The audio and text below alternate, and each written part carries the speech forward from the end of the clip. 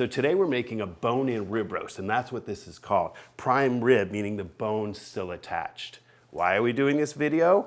Because people get a little intimidating cooking an impressive roast like this. You want to impress your friends and family, I get it. So after today, the biggest problem you're going to have, trust me on this, is that your friends are going to want you to make this every single year. So what we're starting with is a bone-in rib roast. That's what you want to put in your cart, is bone-in rib roast, but it's commonly known as a prime rib, and that's what most people call this. Whether it's got the bone attached like this or boneless, many people call that a prime rib. This specifically has 3 bones on it, so it's pretty much a half of a full rib roast, because a full rib roast would be 7 bones. That's huge, right? So a standing rib roast technically is what has the bones attached to it, or a bone-in rib roast. So pro tip for you on how to recognize quality. If I were to cut this into a steak this direction, I would just cut a knife like this and you'd recognize that as your favorite grilling steak, the ribeye. Whether it's a roast or a steak, recognizing quality is the same. It's the abundance of marbling that's within the lean right there. It's those flecks. That's what quality looks like. You can look for the logo, or you can ask your butchers too. They're the experts at ShopRite. The first step we'll do is get the roast ready for the oven. Before we season this up, I just want to tell you, the carving part, ShopRite's going to do it all for you. So this is just a little expert. If you want to do this on your own, you can, but ShopRite's got you covered. This roast is about 8 pounds, right? And so a lot of times we get this question, the meat team gets this a lot too, is how much do I buy for how many people I'm serving? Now, because it's a bone-in rib roast, this is going to serve between 8 and 12 people for an 8-pound roast. So a good rule of thumb is generally about 8 ounces per person. Seasoning the roast is oh so simple, and we're going to show you how easy that is.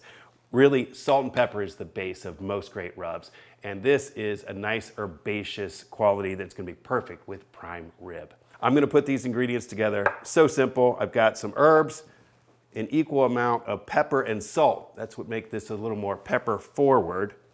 Salt and pepper. Granulated garlic, bowl and basket item, cornstarch. The herbs I've got are thyme, rosemary, and oregano. That's the trio. So herbs, salt, pepper, garlic, and cornstarch. Let's get the rub on the roast and ready for the oven. So we'll apply the roast very liberally all over. Every inch of this roast is the idea. Our oven should be preheated to 325, and we'll get this into a roasting pan. Let's talk a little bit about roasting pan. So I've got a pan that's a stainless steel pan fitted with this insert. And the idea behind this is that when I put it in here, air can circulate all the way around the roast.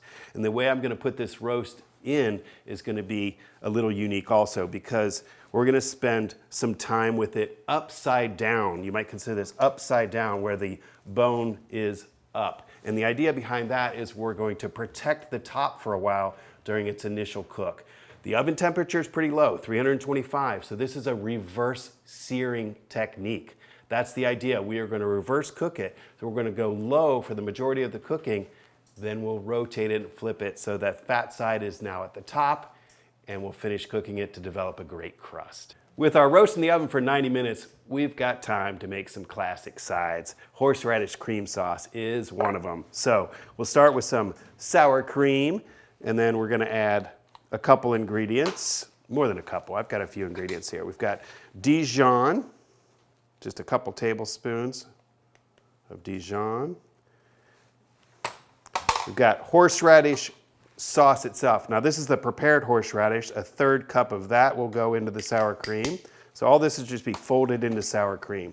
We've got some shallots, or if you're fancy, you say shallots. It's up to you. Shallots. It's in your onion section, right by the onions and garlic. You can shop for that. And then in the herb section, you've got fresh chives. It's all going to get mixed in. Mix it up. Maybe a mixing bowl would be good for this.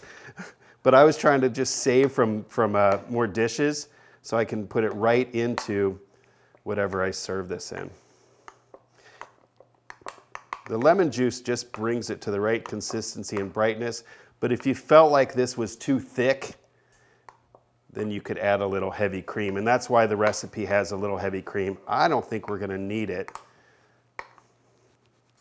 But after it refrigerates, it might thicken up, and that's where you can use the heavy cream just to add a little bit more if you feel like it needs it. You just top it and stir it.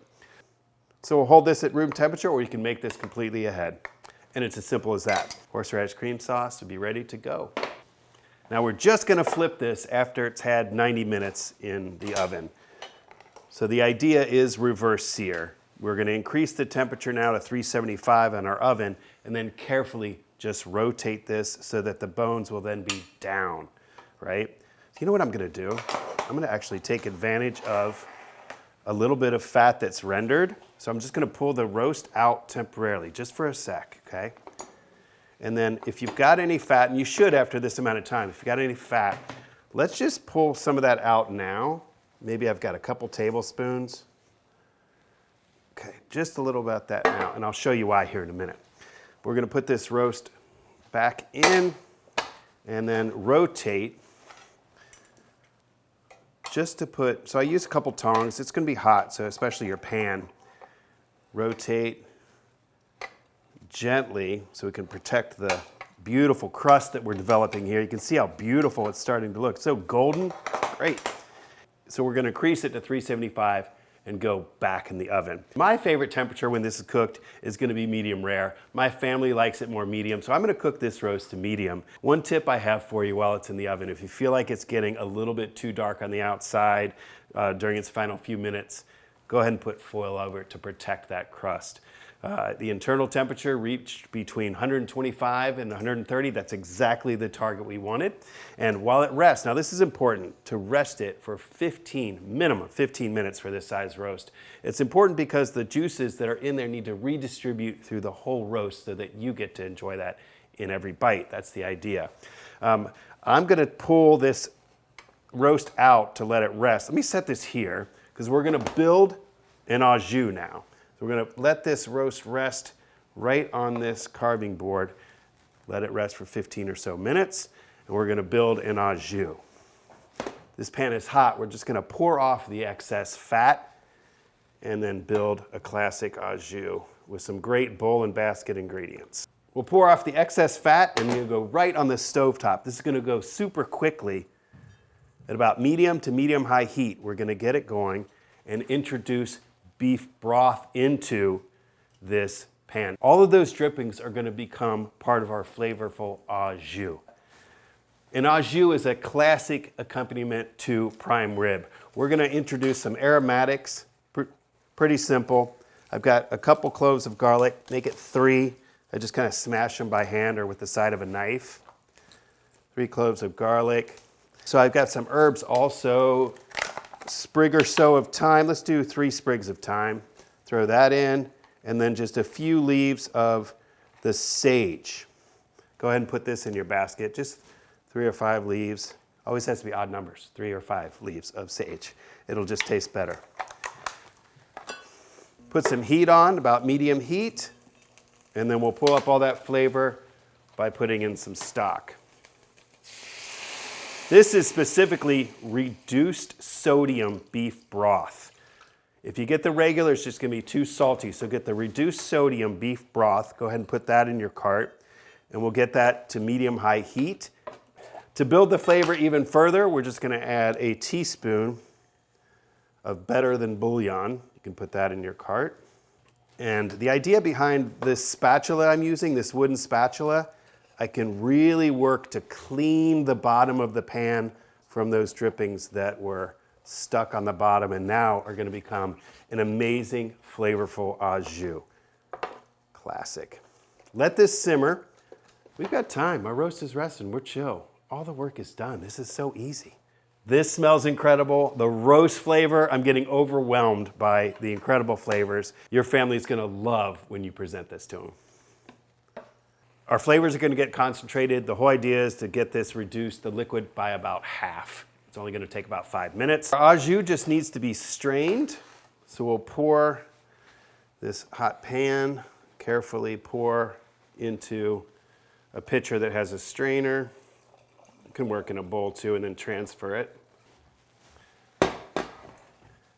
And then our au jus is ready to go to the table. We'll just put it in a prettier pitcher. How about that? Au Jus, classic. Now this roast has been resting for 15 or 20 minutes. We're just gonna transfer it to a cutting board. We're almost done, guys. This is so good. We are there, you've done great. Pretty simple, we just snip the strings, remove those and separate those back ribs from the roast itself. That's the whole point of easy carve. Strings come off. Now the back ribs, these are for your 3 favorite guests, maybe yourself and 2 others. These are delicious. So we'll just cut those each individually. As I cut through this, it reminds me of a pro tip, sharp knife when cutting a roast. Sharp knife is the key. Put this right here. Back ribs, and then carving is super simple. I look for about a 1/2 inch slice. The ends are going to be a little more well done on the sides. So for the aunt or uncle who always likes things well done, I usually keep a cast iron nearby and I'll just sear those so we can have a fully well done. Oh, it looks amazing. Look at that roast. About a 1/2 inch slice and then just serve it family style. Beautiful. On behalf of Certified Angus Beef and ShopRite, I'd like to thank you for joining me today. Hopefully you're feeling more confident and relaxed about preparing your holiday roast. If you have any more questions, be sure to ask your friendly butchers at ShopRite. Happy holidays.